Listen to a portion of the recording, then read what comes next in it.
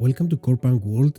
Finally, we have some news about the next public alpha. We have a date which is 23 to 30 of April. It's gonna be 1 week. Yes, there is a delay. Yes, we have to wait a little more, but there's something really good out of this. And the good is that the company is listening, right? We said some things that we didn't like this, we didn't like that. People comment and gave their feedback, and they listen, and we see improvements. And this is really important because many games, we say what's wrong with them and they can't fix them, At least we have some improvement there, and let's hope that the game will become better and better over time. Okay, let's break down all the information now, and let's start with the quality of life features. A lot of people were complaining that they couldn't find the NPCs to deliver the missions, and now we see that they put an extra option on the map that you can click, and it's the NPC. You can see all the NPCs, and not only that, if you click on the quest, there will be a button that says location, and you can track down the NPC.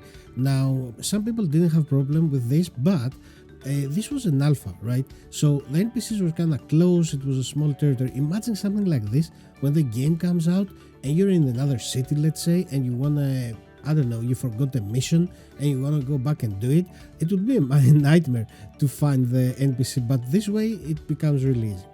Another improvement is the relocation of the working stations.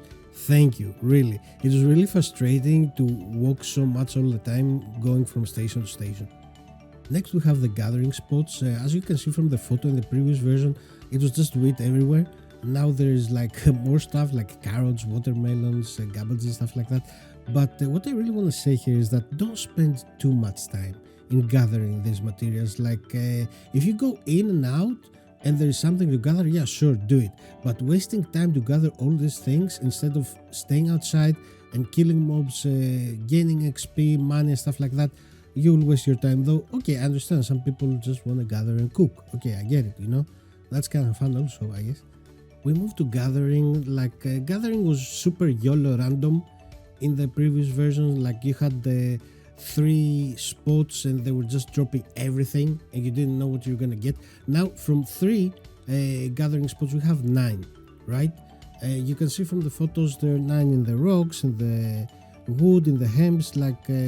That's a good thing, though. To be honest, I think that this change was already done before. I have this strange feeling, but maybe I'm wrong.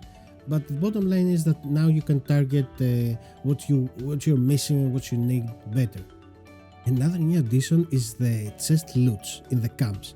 You will be able to go in camps, kill the mobs, and the party that inflicts the most damage will get the chest. But also in PvP areas, there will be a 10-second casting progress in order to open the chest, right? Because you might have rats, you might have other people waiting for you to open the chest, and then kill you and take everything. This is gonna be fun. There will be more items to explore and investigate. You can see here in the photos like many furniture and stuff. You will go into locations and houses and you will have the ability to search and find loot. In Alpha 2, Tier 3 will be available, so you can craft higher tier weapons, artifacts, runes and chips, and we'll see how strong they really are. World improvement and expansions. We see that Corepunk will get updates every 2-3 months. That's their goal. Every 2-3 months to make new content and release it and show it to us. They say it's like seasons in a TV show, but it looks like seasons in video games in general, right? Like a lot of games every 2-3 months have a new season, new content, but no reset. That's a good thing. Like I'm okay with seasons. I just don't want to lose all the effort that I did in the previous months, Like some people like that.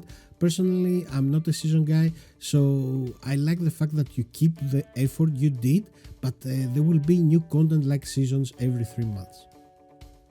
They said they have a lot of assets from the last 8 years, and here I want to say something. Eugene, I know you're listening.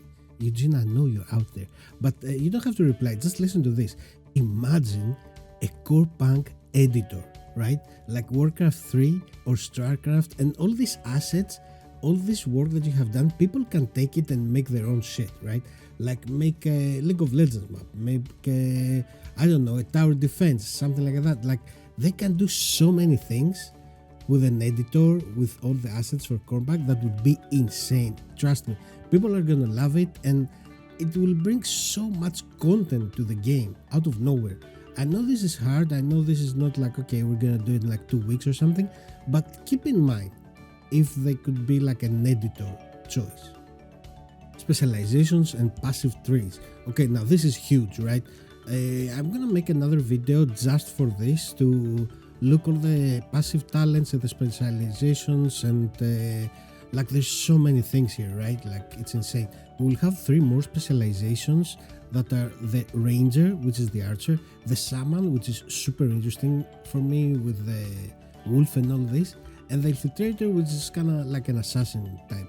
The weapon specialization talents will be unlocked for all 6 classes, but also the passive talents, and I'm really happy that the specialization and passives are open, because a lot of people were complaining about life regen and healing and blah blah blah and all this and that, and we will see that all this passive will help a lot. I know from warrior there is like a lifesteal passive, and there are also other things that will help a lot. Universal abilities will also be available. We see 6 of them here. Sprint, which is probably something like Ghost, the Shield, the Warp, something like Blink, Heal, a mana boost in case you run out of mana, and Dispel probably to remove stun and CC. So far we know that there are gonna be 12 common abilities to choose and 8 for the 4 factions, 2 for each faction to choose, but this is gonna be later in the game. That was a lot of news, and more news are coming, so if you're interested in Corepunk, you can subscribe to stay tuned and get notified when new videos are coming. There is also going to be an Ask Me Anything session in their Discord, in the official Discord of the company. I will have a link below. It will be on 22 of February. I hope I see you there. Until the next video, please take care. Bye bye.